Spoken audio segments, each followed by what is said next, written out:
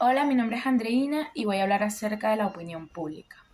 La opinión pública son distintas formas de expresión de una sociedad respecto a diversos temas que se tratan de carácter público. Esto abarca todo el ámbito económico, social, político y cultural de un país. La opinión pública es fundamental ya que radica su importancia para la vida política.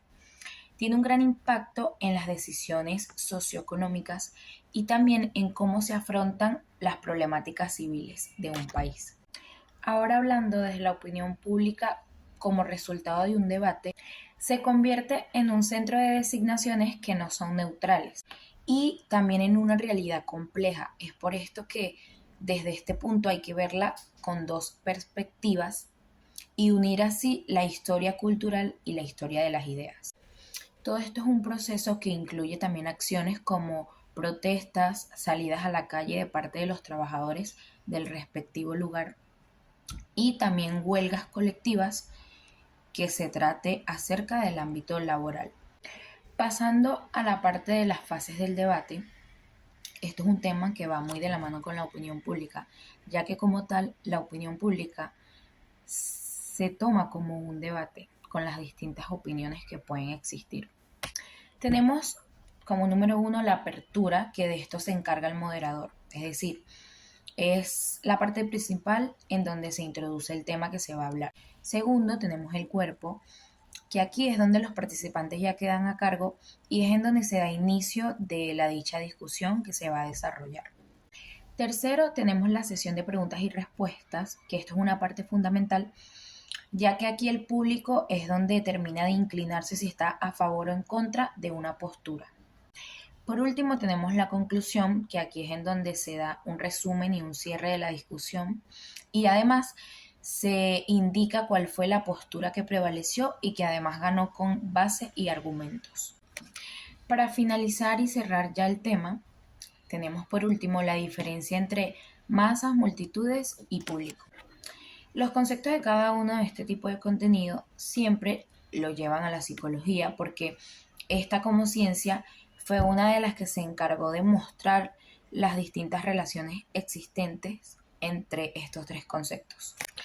Los públicos no se encuentran ni se relacionan a la cara, pero sí tienen pensamientos similares. Es por esto que forman parte e integran a la opinión pública. A diferencia de las masas o multitud, que estas lo que abarcan o contienen es una connotación positiva.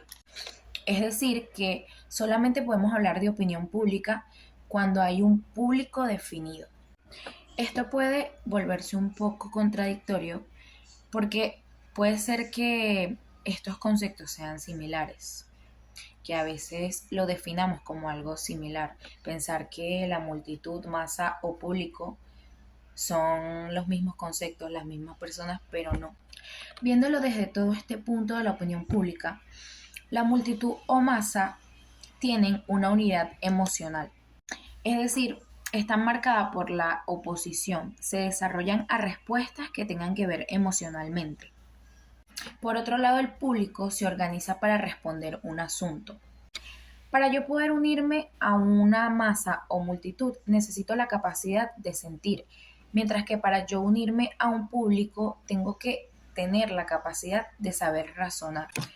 En fin, la opinión pública es el pilar de la democracia y esta juega un papel crucial a la hora de la toma de decisiones. Un dato muy importante es que la opinión pública puede ser influenciada por distintos factores, como la propaganda, la publicidad y lo que es la persuasión. Los líderes políticos y las empresas pueden utilizar todas estas técnicas a su favor para así poder cambiar la percepción que tiene una sociedad o un público acerca de un tema determinado. Por ejemplo, un político puede utilizar la propaganda para retratar una política en particular de manera positiva. Hoy en día es algo que esto se haya distorsionado un poco, la parte de cómo saber manejar o utilizar la opinión pública. Pero si nos ponemos a pensar y también a investigar un poco más, es importante que un buen líder o como tal todos los líderes y las empresas sepan cómo realmente se forma la opinión pública y también cómo puede ser influenciada para tomar decisiones bien informadas y también éticas, que sean decisiones que lleven a lo benefactorio, no tanto a las empresas y a los líderes, sino también a toda una sociedad. Para concluir y cerrar, este es un tema que debería ser de carácter obligatorio en el estudio, crecimiento y educación del periodista, del alumno y también del que ya está graduado. Debería ser parte de nuestra vida cotidiana, ya que esto enriquece nuestros conocimientos y nos funciona como herramientas a la hora de salir al ámbito laboral.